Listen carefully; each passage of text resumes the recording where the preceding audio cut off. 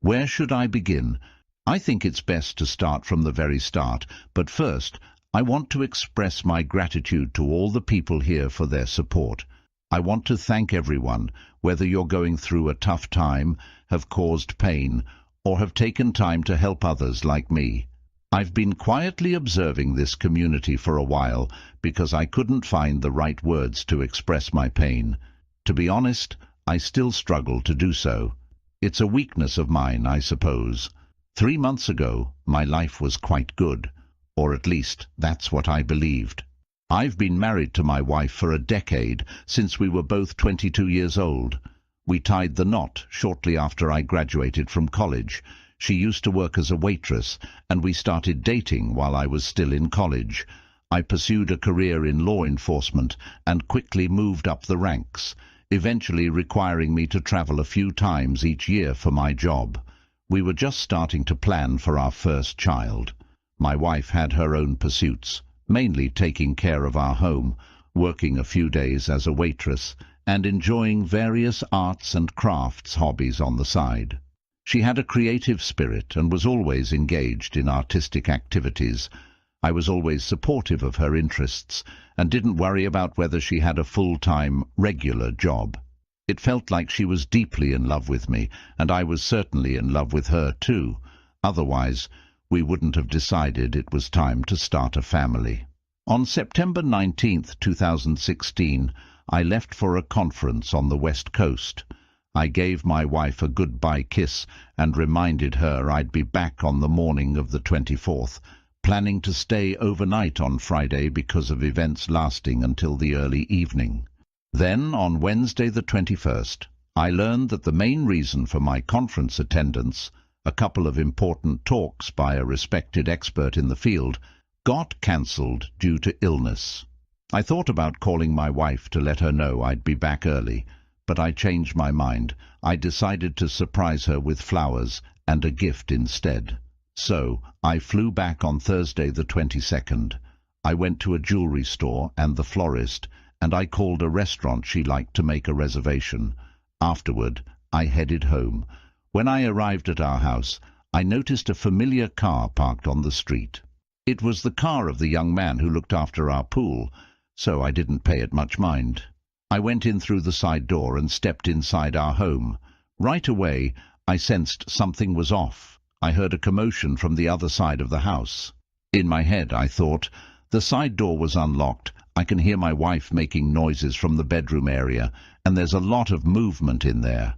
I quietly took my service pistol from my holster and made my way toward the open bedroom door. I'm not sure how far to go with this, but I suppose that a mod can clean things up if I do go too far. As I rounded into the bedroom through the door, I heard my wife shout, "F my ass, you effing bastard!" and witnessed the pool boy mounting her from behind, with them both facing the wall at the head of the bed. Time slowed down, and I realized that this was no assault taking place, but that this was all consensual. I had my pistol raised, but thankfully I managed to lower it. I then walked back towards the side door and left the house. I called a fellow law enforcement officer, LEO, to come pick me up because I wasn't in a state to drive. Despite all the tough situations I've been in during my career, this was different. It left me incredibly shaken. When I first entered the house and heard the commotion, I left the flowers on the table and had my gun drawn. I did this to avoid alerting my wife to my presence. For over an hour, I didn't contact my wife. My colleague at the department helped me, telling her he didn't know exactly where I was but assured her that I was physically fine and would talk to her when I was ready. All I know about those days is that she tried reaching out to everyone she knew, getting more and more worried as time went on.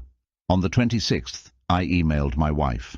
I let her know that I had left the flowers for her, that I was filing for divorce, and that she should expect an officer to come to our house to collect department property, like firearms and my personal belongings, such as clothing. I ignored her replies. I also had the department change my phone number because her calls and texts were becoming overwhelming, and I needed to stay firm in my decision. I made sure everyone who needed my new number was informed. Interestingly, I had a month of paid leave that we had planned to use in December for a vacation to start a family. Plans were made and then broken, so the department allowed me to take that leave immediately. I left town for a month to get away from everyone and spend some time alone. I found this community while on a remote beach. I want to let you all know that the sadness, anger and fear that you've experienced, both now and in the past, served a purpose you didn't know about. You are my source of strength. Even though I may have appeared strong on the outside, deep down, I'm not completely strong. Many thoughts have crossed my mind since that moment in the bedroom doorway. These thoughts ranged from a sudden surge of anger and the urge to do something terrible, to profound sadness and hours spent examining myself, accompanied by feelings of guilt. My wife was not the same person I saw in that bedroom with the young pool boy, engaging in such a disturbing act. It was a behavior we never explored ourselves, and it was something I had no idea she was interested in. I questioned if I failed to meet her needs. She never explicitly asked for such a thing, nor did she drop hints, even though she was quite open about suggesting new things. Frankly, I never even considered doing something like that to her. I don't know if I could. We had our share of fun activities, but this one didn't seem fun to me. I suppose I won't ever have to grapple with that hidden desire of hers. I haven't directly spoken to my wife during this entire time, except through that one email. A couple we both know, who are friends with us, keep in touch with both of us. My wife has a lot to say, but I have very little to share. I've initiated the divorce process, but I'm holding off on serving the papers until I've thought through every detail. By that, I don't mean I'm considering reconciling, but I want to be prepared for any possible consequences. I dislike surprises and try to minimize any unintended effects. Plans are in motion to handle the distribution of our property through the mutual friends I mentioned earlier, and that's the only topic I'm willing to discuss. She can keep the house since she chose it, and I have no intention of setting foot in it again. I can't erase that image from my mind.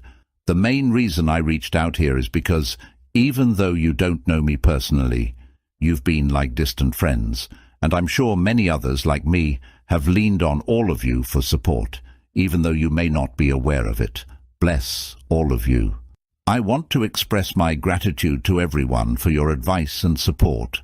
As for my wayward spouse, I can't say for sure if she's truly sorry. I've had no direct contact with her, except through intermediaries, so I can't judge her remorse. As I've learned here, there's a significant difference between genuine remorse for one's actions and remorse for getting caught. I did receive some text messages, emails and voicemails from my WS, and mutual friends and acquaintances reached out on her behalf. To be honest, I didn't bother to read or listen to them. Actually, witnessing her in the act affected me in a different way than if I hadn't seen it. There's nothing abstract about it. There's nothing left to the imagination. Moreover, it felt like I had stumbled upon two wild animals, which made me extremely defensive. I don't really want to hear her voice. I don't want to know her side of the story, at least not right now. I assume it would be a bunch of excuses, and even if there was remorse, could I ever get past what's burned into my memory? Every time I felt the urge to react emotionally, to call her back or respond to a text, I reminded myself that those who get into the most trouble are the ones who don't exercise their right to remain silent. So, when I wanted to react emotionally, I chose to keep quiet instead. I'm fine with taking my time with everything. I'm not trying to postpone the inevitable, though. I am definitely careful about not getting caught up in unproductive thoughts. I must admit, I've had some extensive moments of self-reflection and replaying past events. However, I haven't fallen into the trap of constantly wondering, what did I do to make this happen? Well, at least not more than a couple of times early on. I can't claim to have been a perfect husband, but I believe I put in effort not to take my WS for granted. Here's something I've recently realized. I sometimes feel like not talking to my WS is a way of punishing her. Is that a healthy approach? It's one of my major concerns. I really don't want to be manipulative. I believe people should act as they truly feel, and not try to manipulate others by being insincere. I'm in touch with the department counselor a couple of times a week. It's actually required when we're involved in certain events, for obvious reasons. We have a great team. They've mentioned that there will come a time when I'll want answers to questions for the sake of finding closure, and they're guiding me in that direction. Currently, most of my comfort comes from my colleagues at the department and the invaluable knowledge and support I've found here. I sometimes feel like it was unfair to all of you that I waited so long to post. It might give the impression that I'm stronger than I truly am, but that's not the case. Regarding my pension, thank you for the advice. I've already been in touch with the right people to ensure my protection. Right now, I'm feeling quite cautious. In response to a reader's comment, I couldn't help but chuckle when I read this. When I take a step back and view my situation objectively, my marriage suddenly resembles the plot of an adult movie. The Pool Boy. Seriously, I completely understand why so many people here felt blindsided. We went on with our lives, many of us never imagining that the person we loved deeply, the person we were unwaveringly loyal to, wasn't on the same page with us. I wish I didn't have to witness everything and could have found undeniable evidence instead. It's akin to witnessing a murder rather than having to prove everything afterward. Right now, I find it challenging to justify wanting any answers at all. It's comparable to dealing with a death. People often want to know why someone passed away at a young age or in a tragic manner, but if they knew the reasons, would it truly make a difference? I'm still in a stage where I'd like to find something positive in the answers I might receive. I can't quite imagine that happening. Emotions can be very unpredictable. I was standing by the window, looking towards downtown and thinking about my father. He was like Mr. Spock, not very emotional. If I scored a touchdown or made the honor roll, that was expected. If I misbehaved terribly, the most he'd show was disappointment. He'd ask things like, "What's the logical outcome of your actions? What are the unintended consequences? What purpose would getting angry serve?" He was the child of an alcoholic, and many of them tend to develop similar characteristics. They build up layers of emotional defenses against the world. I feel like he did. A reader shares their own experience. Hey, original poster. Each case is unique, but we share a lot in common. I also worked in law enforcement and walked in on them having sex.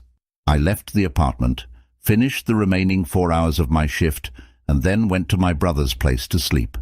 Despite staying extremely composed and focused from the moment I realized what I was about to witness, I must admit that I sat in my car for a few minutes with my gun in hand, wondering about things I shouldn't have. Thankfully, I dismissed those thoughts. Back then, almost 30 years ago, the idea of department counselors and PTSD was unheard of. I was fortunate to have my colleagues support me, and I had an experienced senior lieutenant who took me aside the following Monday. He told me he was putting me on desk duty for a couple of weeks and asked for my service pistol. I got it back a week later and was back in the field. For me, work became therapeutic. I could zone out and focus on my tasks, and during those 8-12 hours, I wouldn't think about her. I also made the decision that this marked the end of the relationship. She attempted to talk to me, offering various reasons and justifications for what happened and why it shouldn't affect us. I made it very clear that I wanted to end things, and I never changed my mind. I'll come back later if you're still here, but my final piece of advice is to recommend engaging in physical activities that make you physically tired. It can help you zone out, sleep better, and generally feel more at ease. My ultimate advice is to use whatever resources your department provides. I suffered from PTSD directly related to what I witnessed, along with other experiences in the police force. I carried that burden into my current marriage, where it had no place at all, and now, for real this time, my final piece of advice concerning divorce and splitting assets. I understand you don't want the house, but make sure you're getting some equity from it. A 50-50 division of assets doesn't mean you get one car while she gets the other. It means you each get about half the value of the assets accumulated during the marriage. If she may have a claim on your pension, then maybe you could consider giving up your share of the house if she, in turn, forgoes any claim to your pension. The original poster comments, "The similarities are truly astonishing, especially hearing noises when entering the home, approaching the scene cautiously without drawing attention, witnessing the event with your own eyes, retreating from the situation without reacting impulsively, feeling an immediate emotional disconnection or a strange calmness, having no desire to ever return to that place, arranging for someone else to collect your belongings, both of us having about a decade of experience in our careers, feeling completely blindsided, which is unusual for those of us trained to notice verbal and nonverbal cues. How did we miss all of that? You know, I never really thought about hurting myself. I'm not sure if that's unusual or not. In the future, I may need to rely on you for support, if you're open to that. While many experience betrayal, it's rare to find a mentor who has gone through the same experience. I don't believe everything is completely settled in my mind just yet. There's still much work to be done. To everyone who mentioned the home, thank you. My fellow law enforcement officers have been more focused on my emotional well-being than practical matters. I might have acted impulsively regarding that. Edit. I'm looking at the time and date of the post. I don't usually attribute everything to a higher power, but I can't help but believe that everything happens for a reason, and your experience and the timing of your post means so much to me. It's remarkable. Reader comment. Is it? Or is it your way of maintaining your sanity and self-worth? The original poster responds, I'm not concerned about my sanity, at least not at this point. But when it comes to self-worth, yes, I've been fixated on the seemingly insignificant fact that she chose the pool boy of all people. I can't wrap my head around that. People are telling me that the who doesn't really matter, but the young man who cleaned our pool. Really? There might have been others, I guess. I'm not ready to explore that yet. My wife took excellent care of herself. She didn't work out like a bodybuilder, but she exercised daily. She always wanted to make sure she didn't go too far, as she put it, and wanted to have a little, very little, fat on herself. She said that having more than what she did would make her feel less feminine. From the moment she woke up in the morning, she dressed well, even adding a touch of perfume to complete her appearance. I used to joke that the Queen of England could show up at the door unexpectedly at 8 a.m., and she'd be ready to entertain. I used the term pool boy in a somewhat mocking way. I would have never referred to him like that to anyone before. However, he was the complete opposite of my wife, often untidy and sweaty, and sometimes he showed up smelling like the bar he visited the night before. Yes, my thoughts have ventured to a place where I wondered why she chose someone like him. I always end up with the thought that only she knows why. Maybe that's a question I'll ask if I decide to ask any questions at all. To those who have said that I seem composed or have it all together, thank you. Unfortunately, I don't. That's why I'm here. Being my father's son, I learned to suppress my emotions and keep things buried deep inside, so deep that he didn't even understand himself very well. That, coupled with the fact that I waited so long to post here, might give people the wrong impression about who I am. Like I mentioned earlier, if I were in a good place, I wouldn't be here. I'm grateful to everyone for their support. There are so many people here in pain, yet they pour their hearts into helping people they don't even know. It's truly remarkable. When I eventually overcome all of this, and I will, I'll find a way to repay the kindness that has been given to me. The plot thickens. My mother plays a unique role in this situation. She's like a mother to my WW, not in a physical or genetic sense, of course. My WW lost her mother during high school, and my mother filled that void. My WW called my mother this morning and revealed that she's been contemplating self-deletion for a while now. My mother talked to her to ensure that my WW wasn't immediately threatening self-deletion, and as soon as they hung up, my mother contacted the sheriff's department. I don't work for the sheriff, by the way. They sent a deputy to the house who picked her up and took her to a local hospital for an evaluation. That's where my WW is now. My mother then called me to update me on the situation. Acting out and threatening self-deletion is often a manipulative tactic, but it must be taken seriously. I know where my WW is, and I trust the professionals who are evaluating her because I've worked with them many times in the past. However, I'm unsure about how to respond. Initially, I felt the urge to rush over there, with my eyes on her, and see her for myself, even though I've been avoiding direct contact with her. Currently, I'm holding my ground and waiting for the results of the evaluation. She's in capable hands, and I'll be informed of her condition after the assessment. I'm certainly as hurt as anyone who has been betrayed by someone they had complete trust in. I don't want her to die because of this. It's frustrating when people use the "I'll kill myself" card, because most of the time it's a bluff. However, calling that bluff can have serious consequences. Has anyone experienced a situation like this before? I've always been on the outside looking in during such incidents, as it was my job. This time, I'm dealing with it voluntarily, I suppose. A reader responds, "I've been reading your posts and following your story, but I haven't had much to contribute until now. You and your mother handled the situation exactly how it should have been handled. You should continue to hold the line. If you go and see her now, it will only reinforce that if she threatens to hurt herself or actually does, it will bring you to her. I learned this the hard way.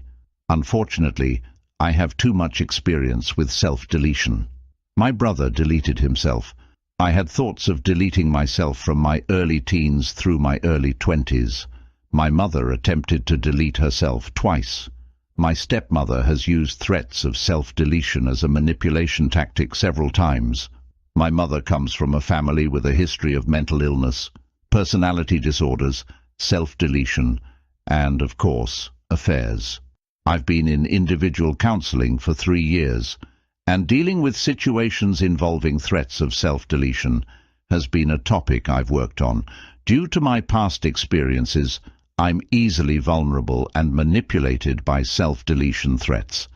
The plan I have in place going forward is to remove myself from the situation and call 911. Let the professionals evaluate the situation. You and your mother did exactly that. Of course, you're concerned for her. How could you not be? You're not a robot. However, she needs to understand that such actions will only push people away, not bring them closer. It's best to maintain no contact for now. Perhaps someday, when the timing is right for you, you can initiate contact with her. But now is definitely not the right time. The original poster responds, "I'm sorry to hear about the challenges you've faced in your life. I appreciate you sharing your experiences with me and everyone here. I'll be cautious in how I handle this new development. At this point, there's not enough information for me to react." A reader comments, "It's probably best to maintain no contact, but I'd be tempted to tell her, why are you contemplating self-deletion? You already have a boyfriend that you apparently like a lot. I mean, really, what did she expect? What kind of person does this and then expects their spouse to want to be with them? Yeah, she didn't expect to get caught. So what? She still made these decisions. I understand why you don't want to listen to her. She might either say she made a mistake or find a way to blame you, like you were distant, blah blah, or the latest excuse of the day, he was so persistent. Why would you want to hear any of it? But then again, she was your wife for a number of years. How could you not eventually want to see her and hear what she has to say for herself? I mean, is she still in contact with the pool boy? I really have no advice for you. I think you're doing the right thing. The original poster shares. I have no idea if she's been in contact with the OP.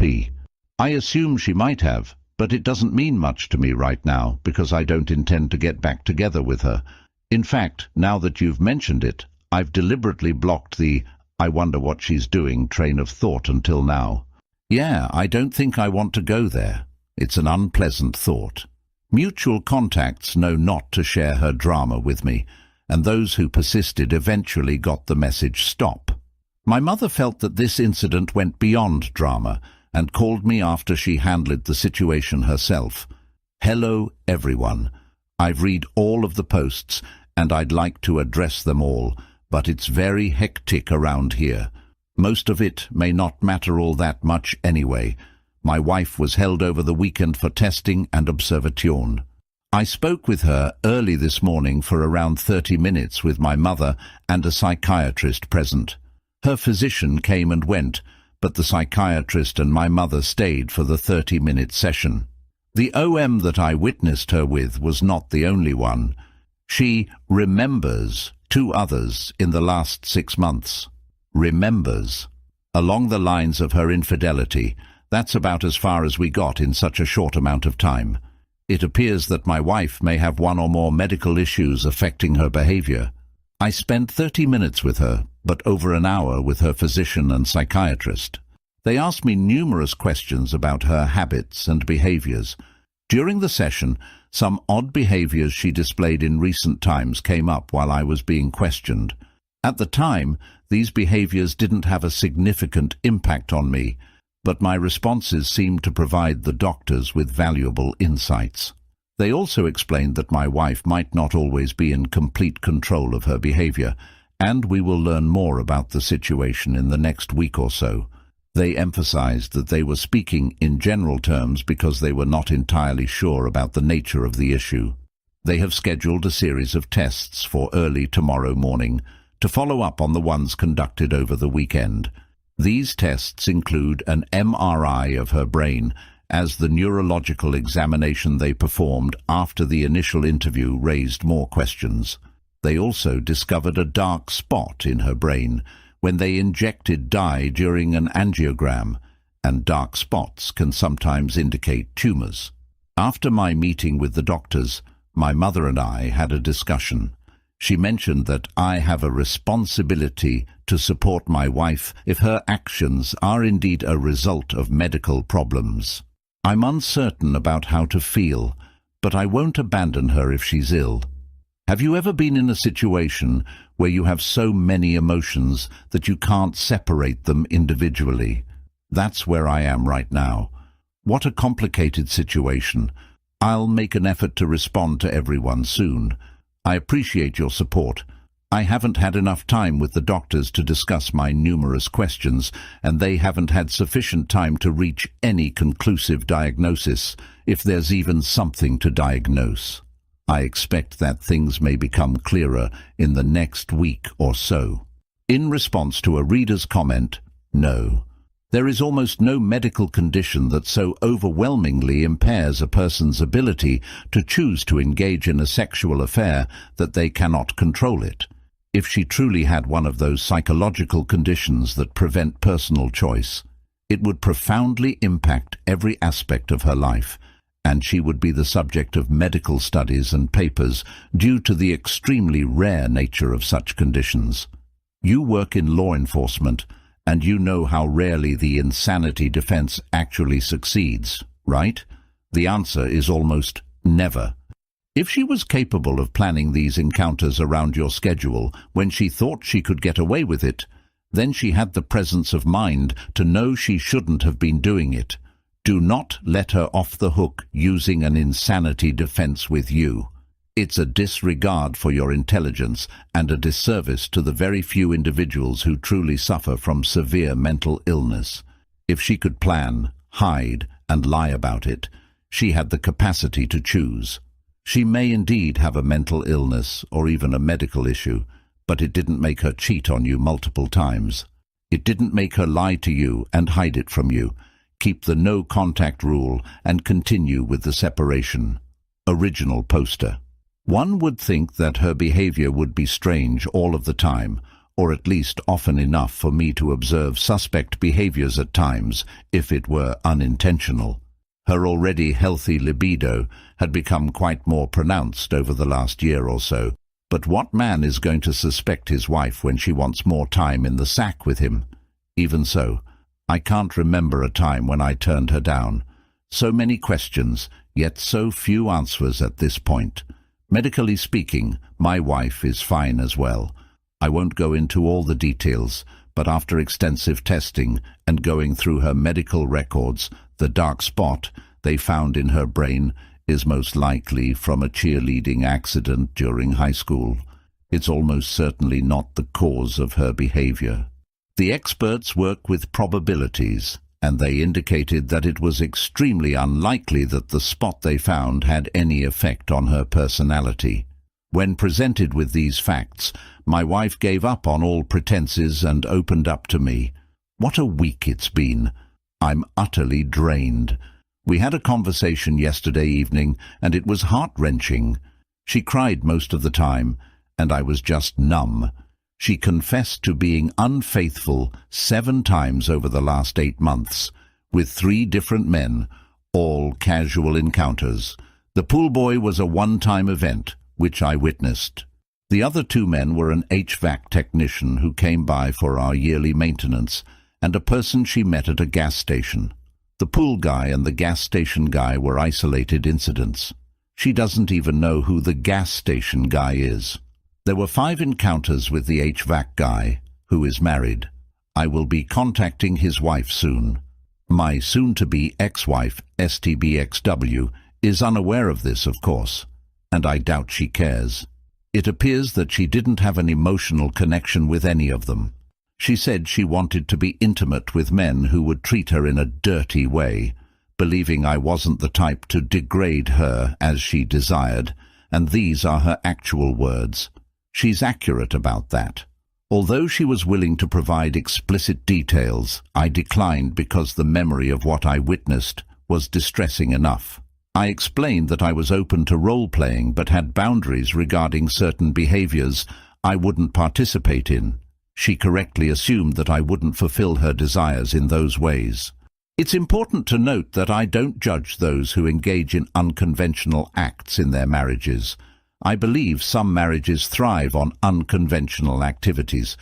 However, she never communicated her desires to me. I think she genuinely feels remorseful, but I've come to realize she's not the right match for me anymore. I believe she recognizes that I can't meet some of her needs, and if those needs are essential to her happiness and led her to be unfaithful, then she should find someone who can fulfill her desires. Essentially, I told her it's best for both of us to move on, and after some negotiation, she reluctantly agreed. While she claims to have used protection during each encounter, and the incident I witnessed supports her claim in that case, we've both been tested for STDs. The initial tests show negative results for any infections, but I'm still awaiting results from a couple of additional tests. I acknowledge that I should have gotten tested months ago, and it was a significant oversight on my part. We had many discussions, but I'll refrain from writing a lengthy post. If you have any questions, please feel free to ask. I feel indebted to everyone here for helping me through this challenging time. We've decided to proceed with an uncontested divorce. And just for fun, I'll add that I'm planning to take on the pool boy, the heating and air guy, and the gas station dude after the divorce. Joke, I have no intentions of doing anything of the sort. I'm heartbroken, but all I can do now is find humor, love those who support me, and spend time with my law enforcement family and the wonderful people here who have been by my side. God bless all of you. Reader, comment. I'm glad you're finding some closure in all of this. Can you share some information about what your wife was doing during the period when you had no contact with her? Did she make an effort to improve herself? Did she take any actions to show remorse or regret? If it's too difficult to answer, I understand. Original poster. These are excellent questions. I don't have complete information about what she was doing during that time. For all I know, she could have been having men over to our house, although I highly doubt it, considering my extensive network of law enforcement colleagues, some of whom frequent that neighborhood.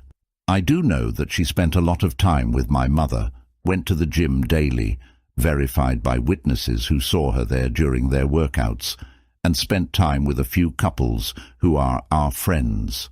Other than that, I didn't intentionally track her activities, so I can't provide more details.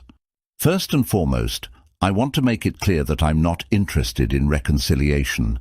That was never an option for me, especially after I witnessed the act of infidelity, which I found deeply abhorrent.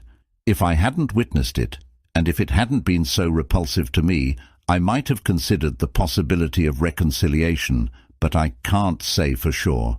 So, my questions were quite limited. What my soon-to-be ex-wife offered was everything I had asked for, and more. She openly admitted to her infidelity with multiple people and took full responsibility. As far as I know, she disclosed all the incidents and was willing to discuss the details of each encounter with me. Whether she withheld anything else is of no consequence to me, because I no longer see her as the woman I once loved. That person is gone, and there's no need for further examination. Importantly, she didn't place the blame on me. She acknowledged that I wasn't meeting her sexual needs, but she owned up to her part in it and expressed remorse, apologizing repeatedly. She has started individual counseling, IC, to understand herself, her motivations, and whether her actions were related to any psychological issues or simply personal choices. I understand that many people might suggest various measures like a verification after cheating, VAC, polygraph tests, no contact demands, and so on. However, those measures don't apply here because I've already moved on emotionally. I didn't need to verify her current actions or whereabouts. I mainly wanted to have a candid conversation with her, hoping to part ways amicably. I don't want to have any more association with this new person than necessary because she reminds me of the old person, and that just makes me miserable.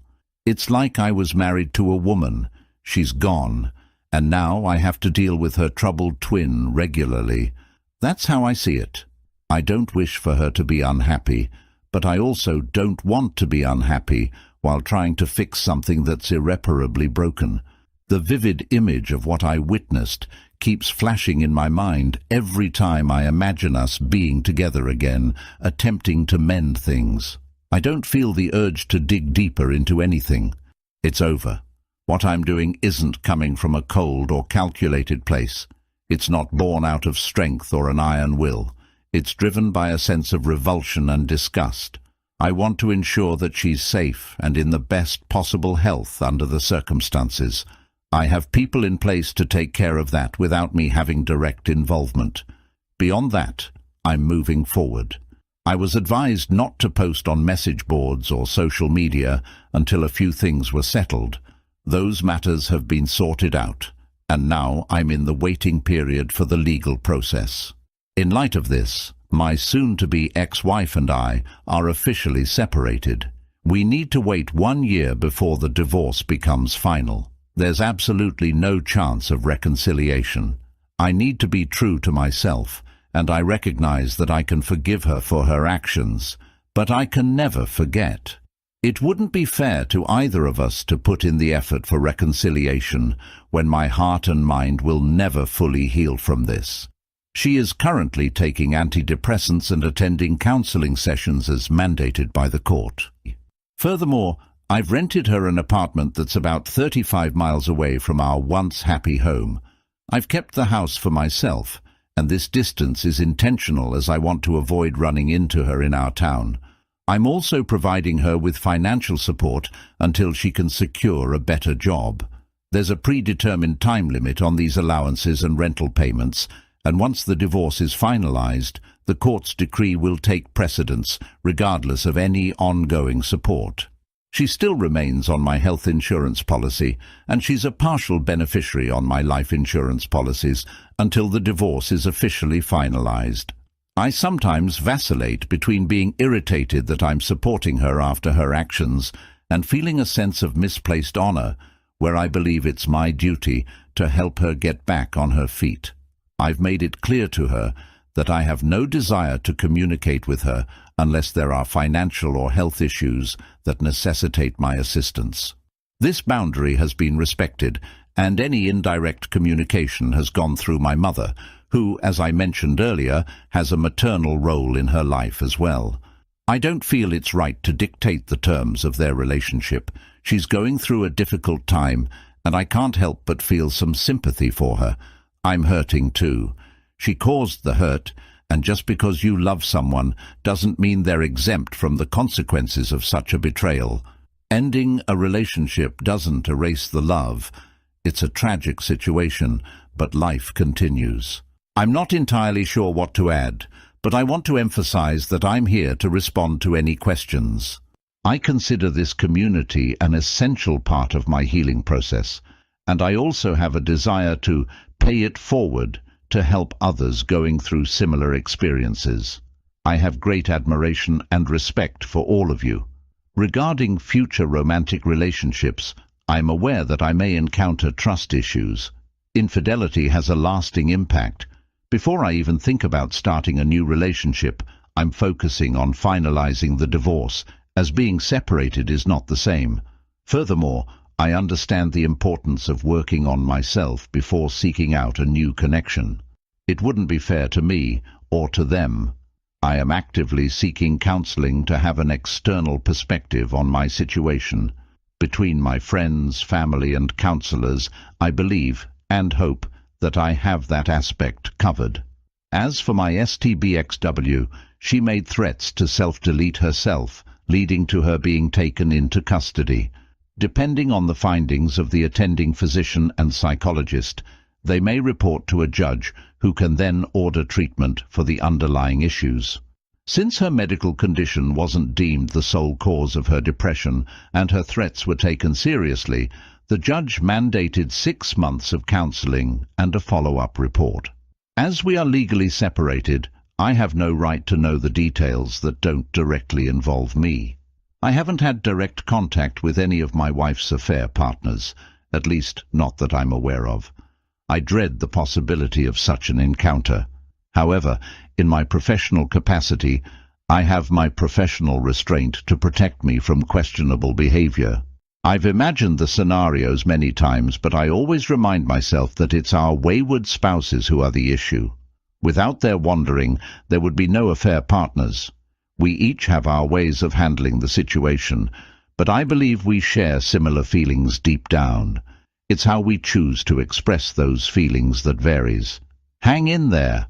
I don't know what I would have done without everyone here. Even in the future, I'm sure we'll work through our pain together, and after some time, we'll be paying it forward to